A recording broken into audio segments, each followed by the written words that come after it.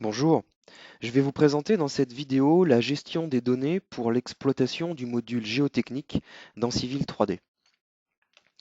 Cette gestion va passer systématiquement par deux fichiers au format CSV qui sont Field Geological Description.csv et Location Details.csv.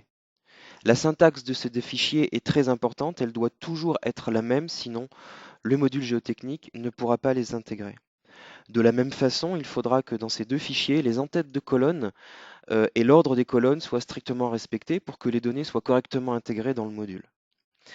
Dans le premier fichier, Field Geological Description, il faudra saisir l'identifiant des sondages, la profondeur du haut de chaque couche, la profondeur de la base de chaque couche, et je parle bien de profondeur, je ne parle pas de Z absolu, un code de légende, éventuellement, c'est facultatif, un code géologique, un premier code géologique, un deuxième code géologique et une éventuelle description.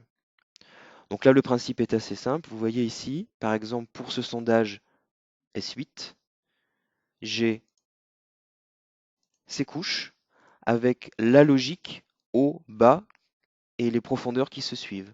De 0 à 30 cm de profondeur, j'ai un code Holocène.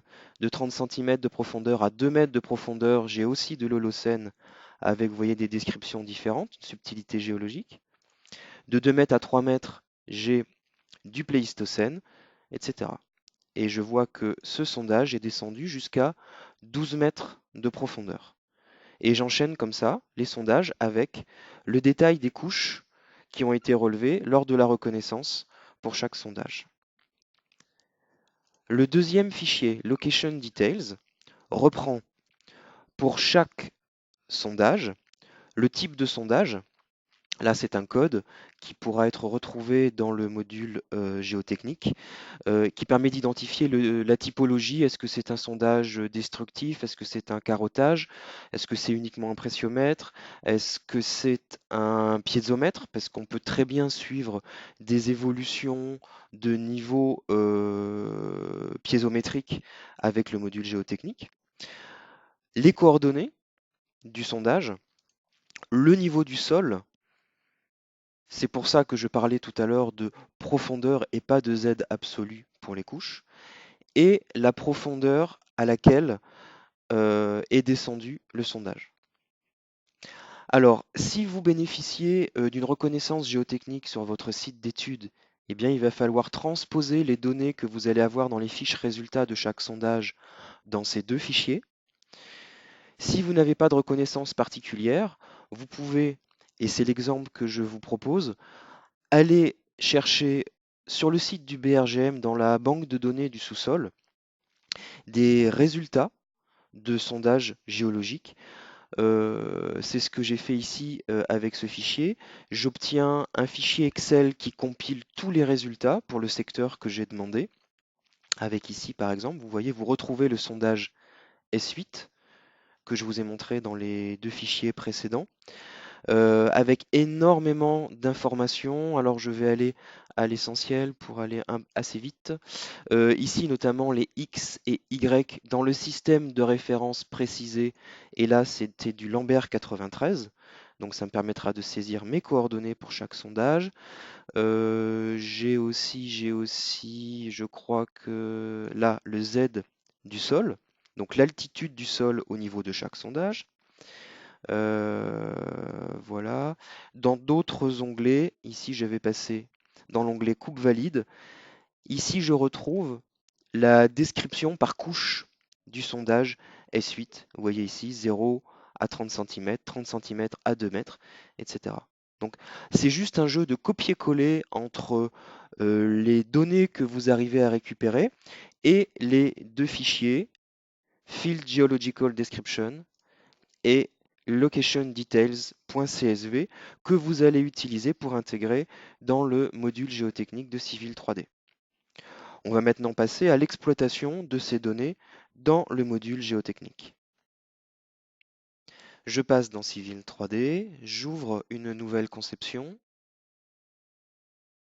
que j'ai appelée modélisation géotechnique.dwg. Je passe dans l'onglet Geotechnical Module et je lui demande l'importation de données géotechniques. Je vais commencer par créer un nouveau projet. Donc la saisie est assez simple. Identifiant.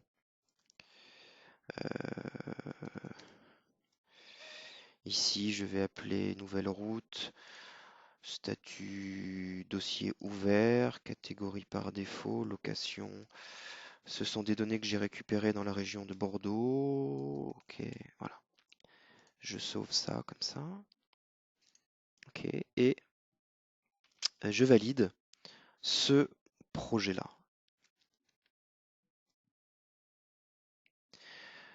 Je vais donc lui demander la récupération des deux fichiers au format CSV que je vous ai présenté précédemment.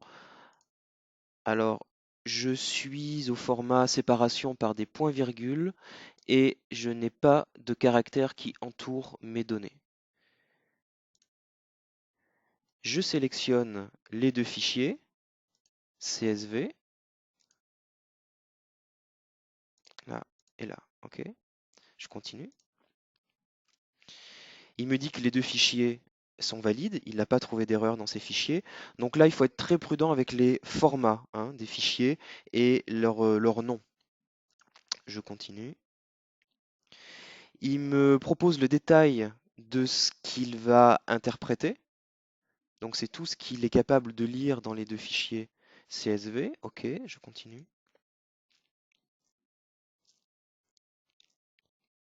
Il me trouve ici 107 entités pour le fichier Location Details et 441 entités pour le field Geological Description, qui lui est beaucoup plus détaillé parce qu'il y a toutes les couches qui sont détaillées dans ce fichier-là. Je vais jusqu'au bout de la manipulation.